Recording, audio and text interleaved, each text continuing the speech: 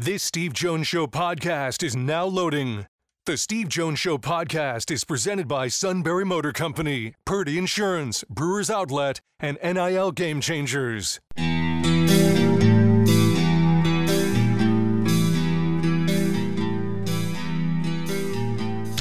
Bringing you an in-depth look at Penn State sports and more. This is the Steve Jones Show on News Radio 1070 WKOK.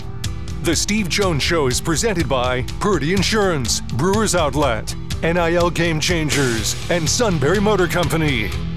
Now from the Sunbury Motor Studio, here's Steve Jones. Great to have you with us on the show today.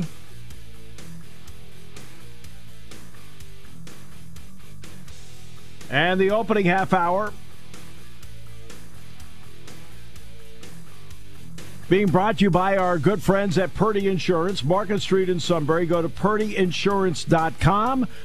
Auto, home, life, business, boat, motorcycle, RV. They take care of a multitude of insurance needs. And let's face it, we have a multitude of insurance needs. They'll do everything they can to save you money. They will also do everything they can to make sure that you are fully insured. Customer service means everything to them. At Purdy Insurance, Market Street in Sunbury, go to purdyinsurance.com. Very pleased to bring in the new play-by-play voice of the Pittsburgh Steelers. If you see him on air, on TV, he is brilliant and smooth. When he's filled in for Bill Hillgrove before, he was outstanding, and he deserves to have the spot he has. Rob King, welcome to the job. Welcome to the show. Steve, thanks for the welcome to both. I really appreciate it. All right, so just give me the moment when they finally told you, you know what, Rob, you're the guy. What was that like for you? Interesting. I was in Porto, Portugal with my wife on vacation and looked down on my phone, and it was Reagan Berube from the Steelers calling me and offering me the job, and it was a little surreal. I wasn't in Pittsburgh. I was on vacation with my wife in a foreign country, walking down a small cobblestone street, and it probably would have been surreal anyway, Steve, but it was a little surreal, extra surreal because of that. But wonderful, and it sort of hit me at once and then hit me slowly, both at the same time, if you know what I mean. So it's been wonderful. It was a great experience, and I'm just thrilled that Art Rooney and the Steelers have put their faith in me, and I'm going to do everything I can to uphold that faith. And you will. That will be no problem at all. Rob, it's you have to be the first Rob King. You don't have to be the next Bill Hillgrove or the next right. Jack Fleming. Right. And in fact, the opening game I do will be down at West Virginia. Jack was the play-by-play guy down there for years. But between Jack Fleming and Bill Hillgrove, just can you reflect on the legacy of their work and the opportunity for you to continue that legacy? Yeah, I mean, both were singular, both amazing. I never knew Jack Fleming personally. I've heard some of his calls. Yeah. Bill, I've gotten to know over. I was there for all but a handful of the years that he called Steelers games. I've been in Pittsburgh, and I heard him calling Pitt games.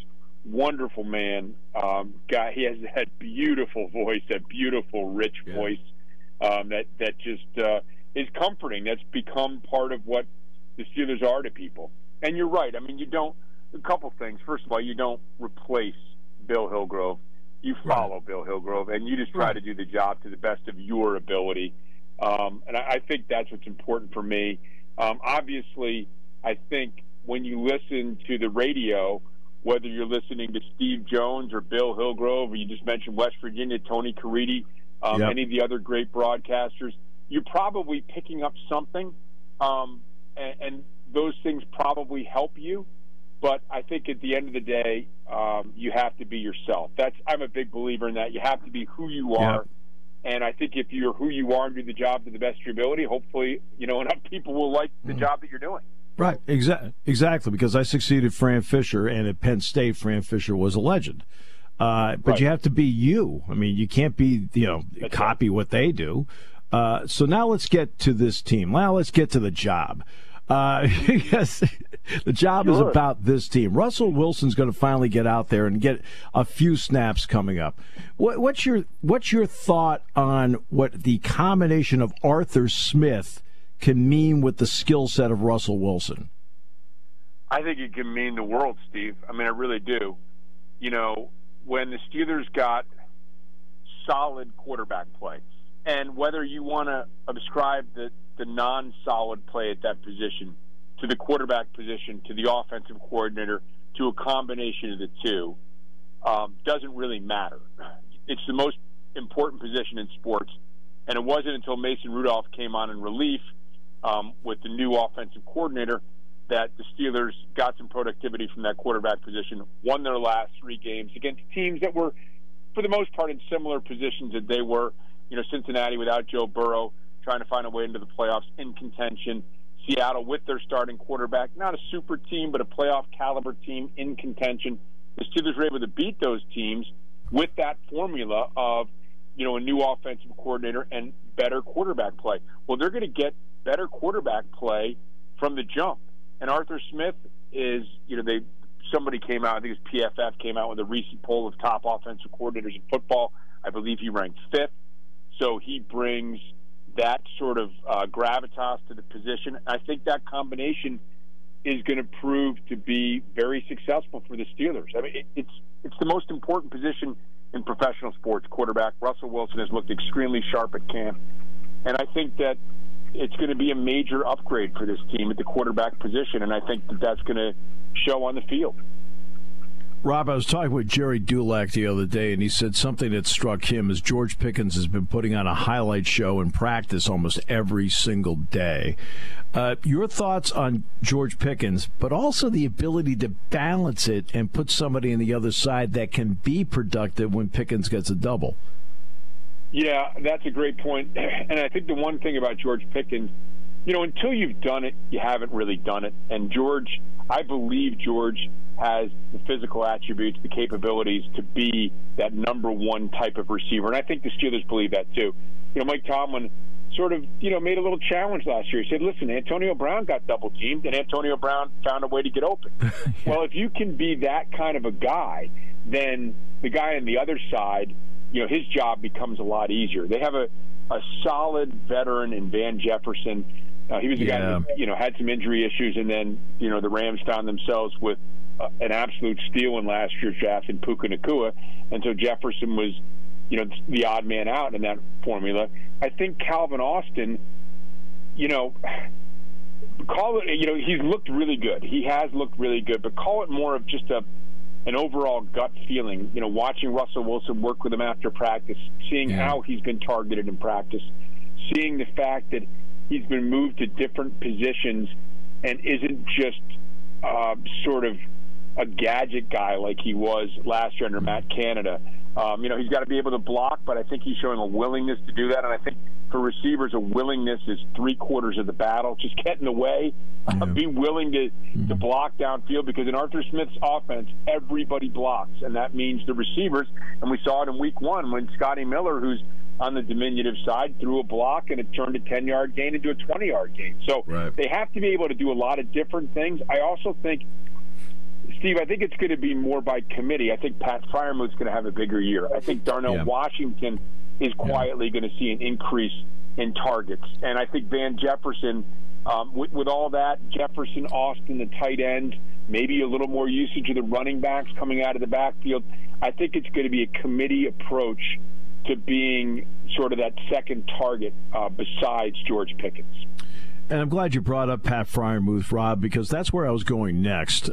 Because when I see an Arthur Smith offense, tight ends, and in this case Najee Harris at running back, seem to thrive in what he does. Is that a fair assessment? I think it is, and I think we saw it last year in Atlanta, where his tight ends were, you know, first of all, he had good tight ends down there, but they were targeted. And in Pittsburgh, those tight ends weren't targeted. And I think Pat Freiermuth has every possibility of being a very good receiving tight end. I mean, I think there are a few guys that have sort of separated themselves from elite, and I think there's a big jump from where Pat was to that level, just based largely on the fact that he hasn't been utilized. So let's see how he's utilized, and let's see where the talent takes him. But I think wherever his talents are, and I think they're considerable, I think we're going to see that part of Pat Freiermuth and that part of his game evolve. He just wasn't targeted a lot, and he's a gifted player who I think is going to be targeted a ton.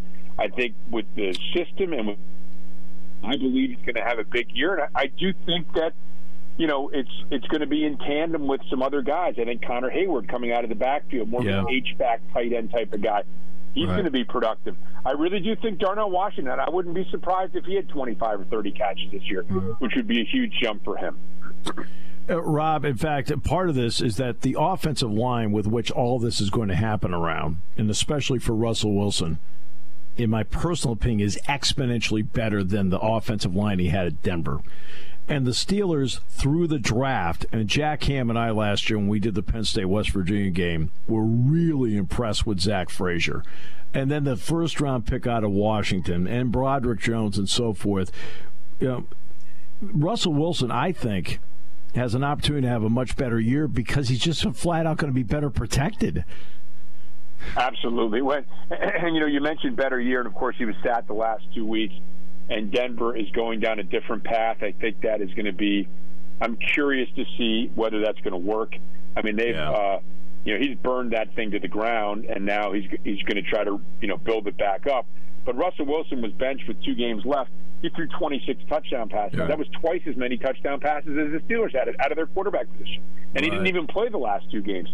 Yeah. So I think even that productivity level would be a welcome sight in Pittsburgh. It's been a couple of years since we've seen anything like that kind of productivity. But I agree with you. I think that, you know, Andy Weidel, who is the assistant general manager, talked about that yesterday, and he brought with him, first of all, he's an old offensive lineman himself from the Pittsburgh area, went to Villanova, played some offensive line, and you know, he loves building in the trenches. You know, and he made the comment that travels well, you know.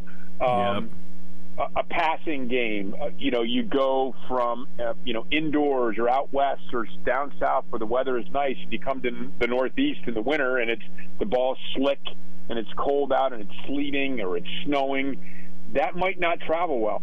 Well, you know, it sounds elemental, but bullying the other team up front, that travels. It does, and that's the point of it. It doesn't matter where you are. Big physical guys imposing their will on the other team, that plays in any stadium in America. And I think that the Steelers are trying to get back to having that kind of identity. You mentioned it. I mean, they've built it in the draft. They've added pieces in free agency. They want a certain type of offensive lineman, a certain type of player that will bully you, that will try to impose their will upon you. And I think they're starting to get that kind of a group together. I think it's an offensive line. Fautano, I don't know how long he's going to be out for. He suffered an injury, but he's very athletic, very good. Mason McCormick is a young guard that they really like. They got in the 4th round this year. I think that they're building an offensive line that is going to be far better than the one Russell Wilson had in Denver, for sure, Steve. Yeah, it's something that Jack Ham and I have talked about for so long. 2 things travel: your running game, offensive line, defense. Right. So let's get over to defense. Right. I've asked all these offensive questions. Sure. I thought one of the, and you can place them 1, 2, 3, whatever. I thought one of the top 3 free agent signings was Patrick Queen, because A, you took him away from Baltimore, and B, he's really good. What has impressed you about Patrick Queen? Well, I think just what you see out there with the closing speed. I mean, he is fast. Another point, and we've been talking about it, and I'm glad Andy Weidel sort of underlined it yesterday, they are a faster team. You know, they picked up in the trade Deontay Johnson for Jackson. The trade with Carolina, they picked up great speed at the cornerback position. They've already got speed with Minkah Fitzpatrick. They're faster at safety now with Deshaun Elliott. But Patrick Queen can fly. I mean, he can really move. I'll be extremely interested to see how they utilize him, because he's so good at so many things. He's good at stopping the run. He's good at coverage. He's good at blitzing. You know, a problem of how you're going to deploy somebody who's really good at a lot of things is not much of a problem at all. It'll be interesting, though. And I think I agree with you. I think that was a sort of an under the radar as far as national news. It made some news, but just for the style of football that you want to play, the sort of division you're in, the capabilities and abilities of the player. I think it was a great signing. And I'll tell you, Peyton Wilson, a young linebacker, has also really impressed. Another guy who can really run, a rookie. He had some injury issues in college, but he won he was the linebacker of the year last year at the collegiate level. He can really motor. So they've improved their speed overall, but Patrick Queen, I think, now gives them, playmakers at every position. Talked about Minkah Fitzpatrick and Joey Porter Jr., another Penn State guy on the back end. They're both playmakers. You had guys up front like Cam Hayward. Keanu Benton is an emerging player. And, of course, you had the two guys, Watt and Highsmith, on the outside. What you were lacking was you had a really good, solid middle linebacker in Landon Roberts, but who's out there running around making plays? And to me, that's so many turnovers happen because the way I would define it is something sudden happening at the ball. You're a running back, and you don't see – if you see a guy, you're probably not going to fumble. If a guy flashes – from your left and you don't have a chance to see him and he hits you, that's usually when the ball jars loose or the quarterback is hit when he's trying to throw it. Something sudden happening at the ball. The Steelers really haven't had that since Ryan Shazier at that middle linebacker position. Right. And I think Patrick Queen can be that kind of a player for him. Yeah, they've been looking for that guy since since Ryan Shazier. There's no doubt about that. One thing about Watt, he'll demand so much attention. He may have to keep a tight end in, running back in, which of course takes them out of the pass pattern. It opens up life for Highsmith. Well, now I think you have to make a decision on offense with that running back. Am I going out to use him on Watt, or am I keeping him in because I got to pick up Queen if he blitzes? I think that the personnel they have has now made a multitude of problem decisions for offenses because of that, because you don't know which guy to double or pick up. I totally agree with you. And, as I'm trying to explain football to casual fans, I try to explain to them how one player can ease the burden and make better two or three players around them. So if you're T.J. Watt, well, you're not going to just leave a tackle on him like you might with another guy. You have to make the decision about a running back or a tight end. As you point out, now that guy's not going out into a pattern. What does that do? It makes life easier for a Patrick Queen or the corner on that side or the strong safety, whoever would have those coverage responsibilities, freeing them up to do more. And so it has a trickle-down effect. And I think great players like Patrick Queen, like T.J. Watt, can have that kind of effect on a defense. It's not just what they can accomplish singularly, but as you point out, Steve, how they affect other players and then how they affect the opposing team's game plan that has such a huge effect on a game.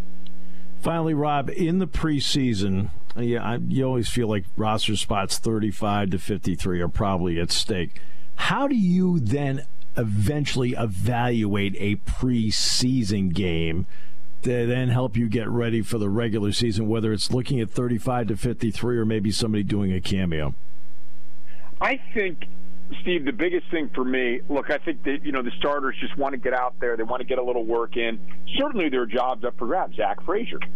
There's a job up for grabs at the center position. Valtanu probably could have had the same effect, maybe pushing Broderick Jones to the left side. I don't expect to see him. He's certainly not going to play in this game. Whether he'd be ready for next week seems doubtful. He's not practicing yet. So there are certainly jobs up for grabs for sure. But I think for the Steelers right now, maybe, I don't know if it's under the radar, but if you're a casual fan and you're tuning in, keep an eye on special teams because they've lost a number of core players from their special teams unit. In fact, they went out and got Tyler Matakevich, who's been a great special teams player for them. They have Miles Killebrew. But a lot of guys who took a lot of snaps for them, their gunners in special teams, they weren't available. And so, if you can prove to be a gunner, and it has to be in conjunction, right? You can't just be unless you're an unbelievable gunner.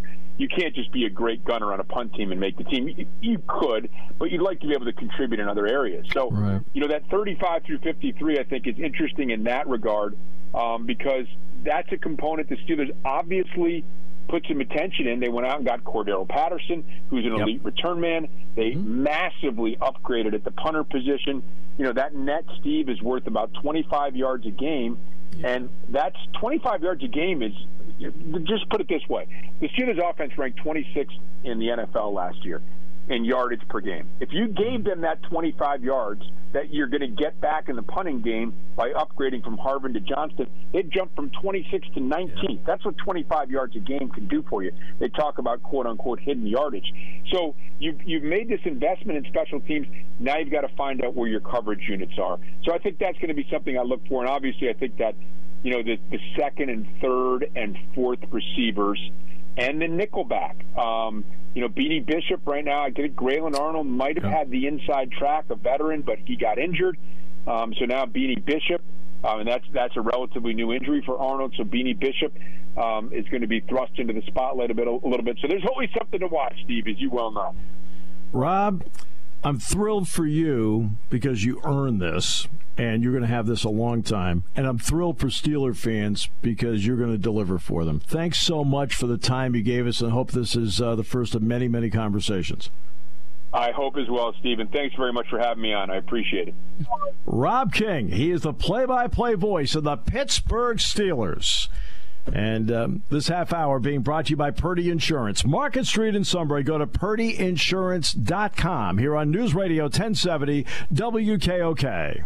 You want your young athlete to get the most out of life and NIL. You need a roadmap, a strategic approach. NIL Game Changers help student athletes earn while they learn in their collegiate journey. Driven by former student athletes and coaches who work as NIL sports agents and content media designers, they'll guide both student and family, starting with high school students looking toward college and those already in college. Get a seasoned team of marketing experts with a background in athletics and coaching. Visit NILGameChangers.org, the ultimate destination for name, image, and likeness opportunities. Party time, game time, or just fun time. Doesn't matter what time it is because it's Brewers Outlet time. The Beverage Supermarket has the area's largest beer selection. Imports, microbrews, ciders, and domestics. Pick from over 100 ice-cold 12-packs and dozens of 24-ounce singles. Soda, snacks, hot sauces, fresh roasted peanuts. Make it one-stop party shopping, and don't forget the pickle bar. So whatever you're celebrating or just doing it up, Brewers Outlet, Reagan Street, Sunbury wants to see you. And thank you for your years of patronage.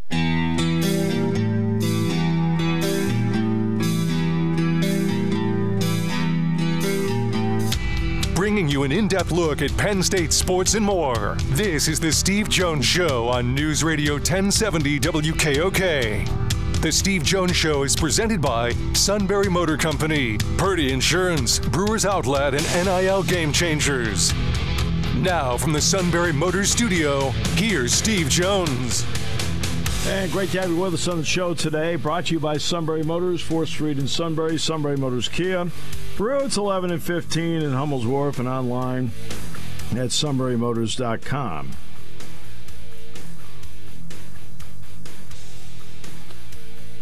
Auto Home, it should be Ford, Kia, Hyundai, the best in new inventory, great pre-owned inventory with the Sunbury Motors guarantee. Terrific service department that backs it up every step of the way. Routine, difficult, all at Sunbury Motors, 4th Street in Sunbury. Sunbury Motors Kia, routes 11 and 15 in Hummel's Wharf, and online at sunburymotors.com. Well, Rob King's going to do a great job. I mean, no doubt about that in my mind. I thought he was, from step one, I thought he was going to be the choice. He had filled in for Bill before. He'd done a great job, and now this opportunity. And he will do it very well. And, look, the Steelers are in an interesting spot. Number one, they're in the tough division. We know that. You know, we do know they're in a tough division. All right?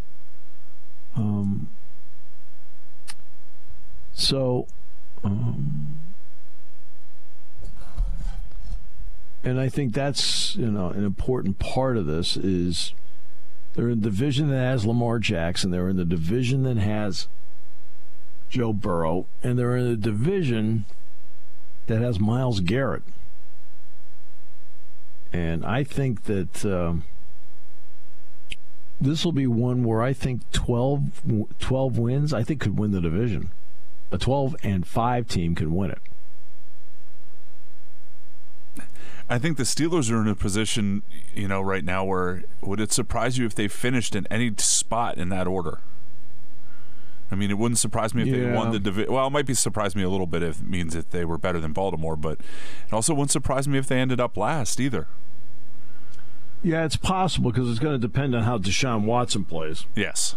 That's a big part of it. The Eagles, to me, have a clear-cut road to the top of the NFC East. And because they have a clear-cut road in the NFC East, Dallas has talent, but they're not I don't know. Dallas has talent, but there's a disorganization to Dallas that that doesn't make sense. And I'm trying to figure out why he's decided to play hardball with his three best players. I don't know if it is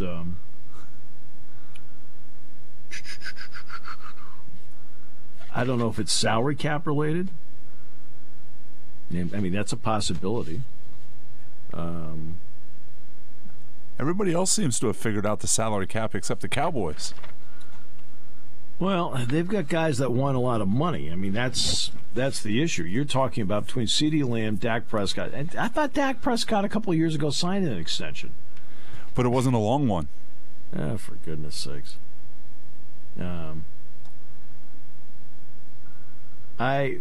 Okay.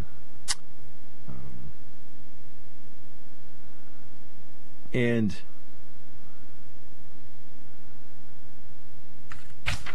Parsons is going to be a lot of money. Prescott's going to be a lot of money. CeeDee Lamb's going to be a lot of money. Now, the Eagles did a great job of tying up Jalen Hurts. I know it's a running back, but they get Saquon Barkley essentially on the cheap, even though it's a really good contract for Saquon. And they re-signed A.J. Brown. Now,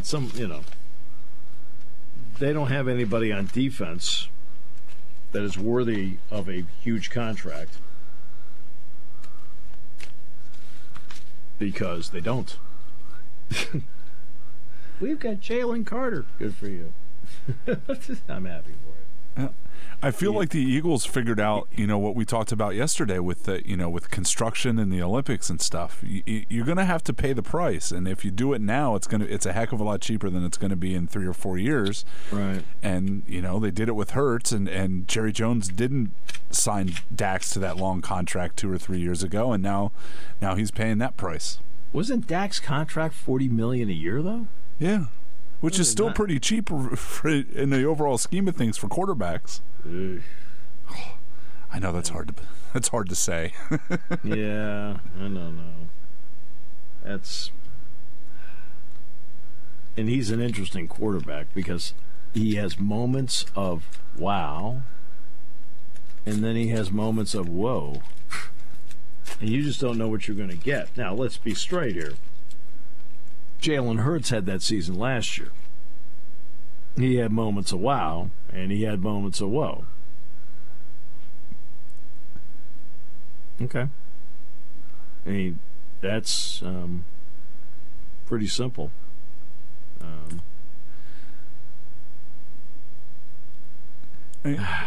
Dax is kind of like Lamar in the sense that he's really good in the during the regular season, and then there's obviously question marks when the playoffs start. Yeah. Well, yeah, but Lamar's issue, I kind of put that more on Monken last year, just because going away from the run game. Yeah. To a point. But see, Lamar Jackson is a very good passer. But I'm sorry. I know everybody wants to make it out that he's this great, awesome, and incredible passer. He's a very good passer. He is not a great passer. And there are moments along the way where you need your quarterback to be a great passer. It's just the way it is. You have to have a quarterback that ends up being a great passer. And they don't have that. And I think that's a huge issue in all this for them, because at some point you're going to have to throw the football. And you're going to have to throw it in the clutch. And Patrick Mahomes can throw it in the clutch. Okay? Josh Allen can throw it in the clutch. And Lamar Jackson in the clutch is still a question mark. At least I think he is. I think until twice now that they've been the best team in the league in the regular season and haven't made the Super Bowl. I think that's a perfectly legitimate question.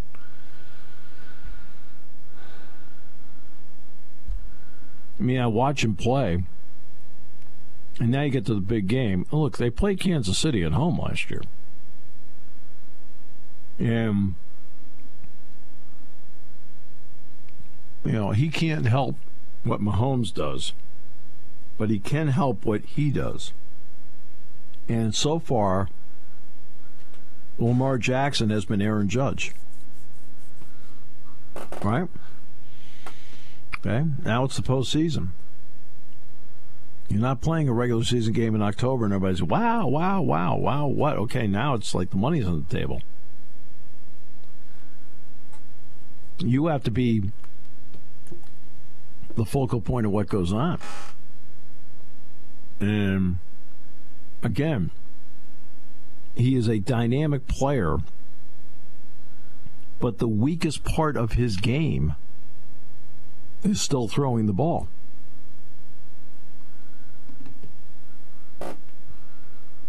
I think he can see the field. I think he reads things well. He's a great runner. My goodness. One of the best running quarterbacks I ever saw in my life. And on short throws, he's very accurate. But you get into these big games like this where they're putting more pressure on you. I mean, geez. You're not out there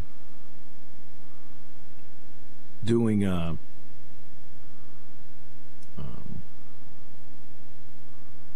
not out there facing the Carolina Panthers in October where you're playing with the lead, you're doing all this. Now you're up against, I better score here. That's Patrick Mahomes over there. That makes a big difference. Where the pressure really is on you to produce.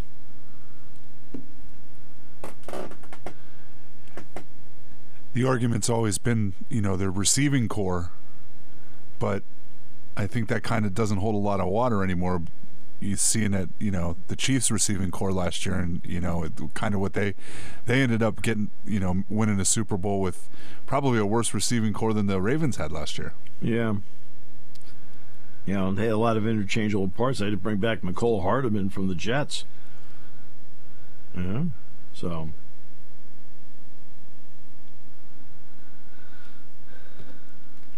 I don't know. It is. I'm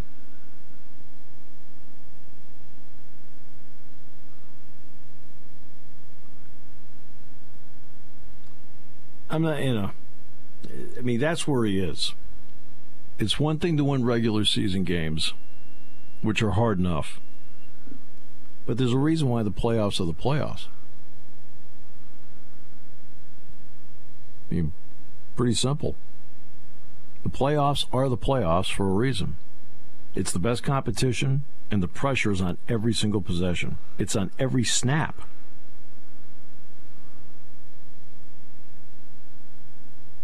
And we talked about Aaron Judge. Well, what's his big problem in the playoffs? Well, guess what? See the rotation over there? They got into the playoffs because they're good on a consistent basis. You're not out there hitting home runs off the number 5 starter. I mean, he hit his 300th off a pitcher from the White Sox. I guarantee you, he's not seeing that pitcher in the postseason. I was just going to say, you don't see a lot of long and middle relievers in the postseason either. No, you don't. And you don't get bullpen days. Unless you're the Rays, but... Oh, yeah, well, that's not going to happen this year. No. So... But, I mean, that's where they are. And that's why...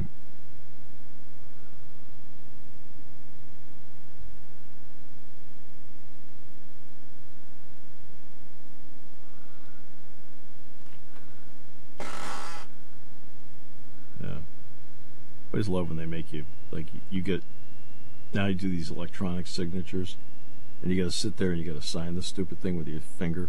Have you ever done that? Oh, I just make a line because there's no way you can write all the letters to make it any semblance. Oh, no, I had to sign so much stuff the other night, and I joked to somebody as I was signing stuff for people. And I said, see, it's only 10 letters. I'm good. Yay. It's a 10-letter deal. Just make sure they can see the S at the end and the S at the beginning. Nah, you know what? I'm very much in the what Arnold Palmer said. Okay? And what he said was so true. Oh, take the time to sign it because, and it's legible. He's right. He's right. And I think that's, so I don't try to scribble my way through it. I don't. And I know Jack doesn't. I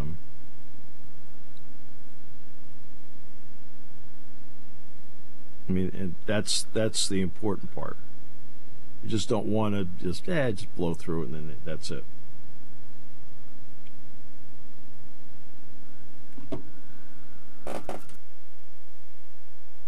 He always thought that was important. So,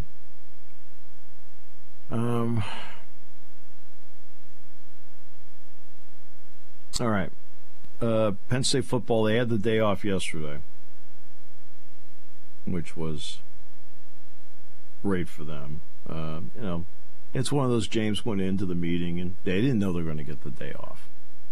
And he does this in training camp all the time. And all of us pretty much thought it was going to be this way because we were in the stadium Wednesday night. And the practice went till just about 10 o'clock. And so you're like, okay, they're not going to go on Thursday. Now they're back today. They're going to go today, tomorrow, and Sunday. And then they'll get the day off on Monday. But that's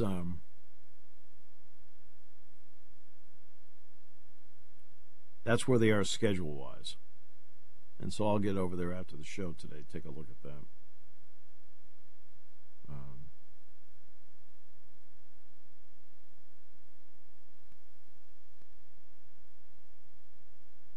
And go from there. That's the. It's getting down to that point where I believe Monday.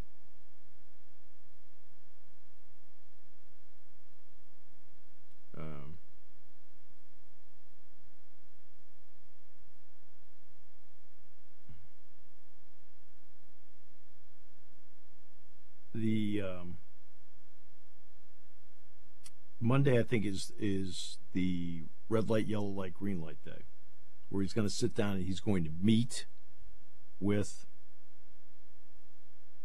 the freshmen and others if need be.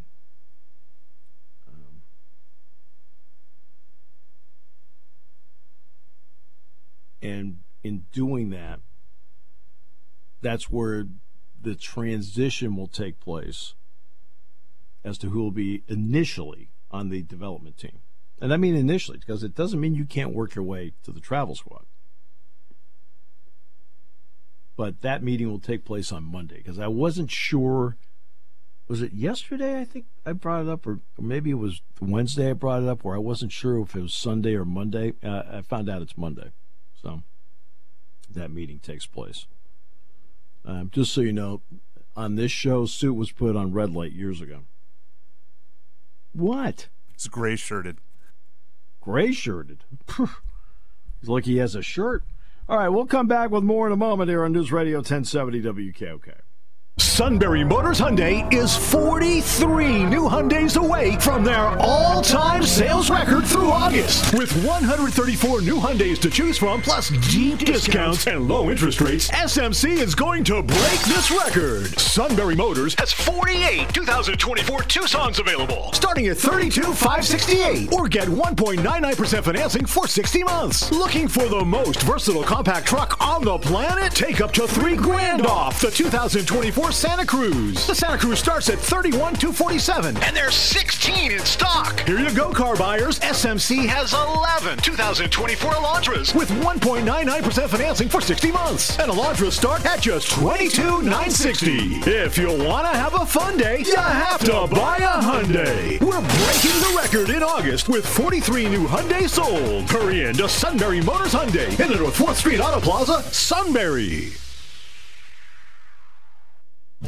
Hi, this is Season. For over 100 years, the Purdy Insurance Agency has been protecting families and businesses of the greater Susquehanna Valley and beyond. With the experience of our trained and knowledgeable staff, you can rest assured that your needs will be evaluated and met by some of the industry's best representatives.